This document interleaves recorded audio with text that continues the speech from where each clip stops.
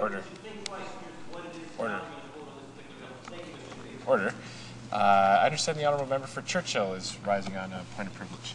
Thank you, Mr. Speaker. I would like to respond to a point of privilege that was raised earlier. Yesterday, I accompanied the delegation of the Sayisi Dene elders and leaders that are from Tadoule Lake in northern Manitoba.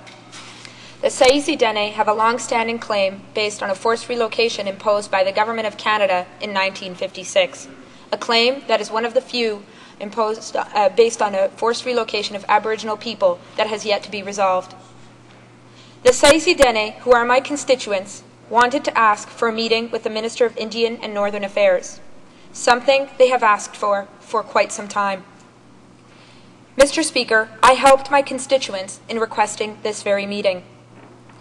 There was no intention to obstruct any work being done. This was not an orchestrated event, and to characterize it as such would be incorrect.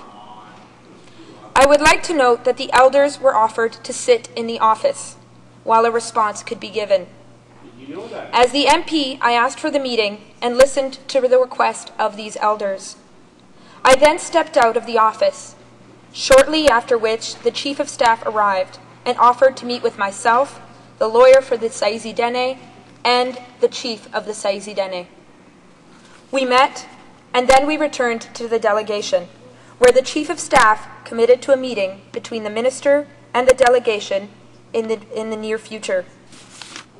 Security were there outside of the office, reports were filed, and I would encourage the Speaker to examine all such security reports. I would like to point out that the tone of the exchange was respectful throughout. Not only that, but the exchange ended with handshakes and on a respectful note.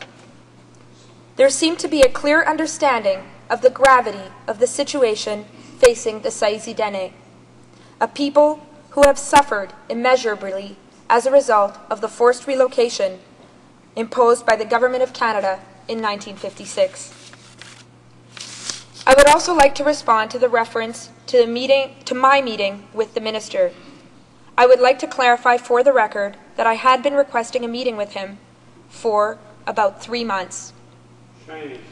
Back to yesterday, I would like to note and emphasize that the tone throughout was one of utmost respect, a reference that was reiterated by the elders that led this delegation. Finally, it ended with the meeting being committed to, a commitment made by the Chief of Staff representing the Minister. I hope that the Minister will meet with the Chief and the elders of the Sayisi Dene at the nearest opportunity. After all, that is what they've asked for. It has been a long time that the Sayisi Dene people have been waiting and with respect, offering at every step of the way to work with the Government of Canada to begin their journey and our journey of reconciliation. Thank you.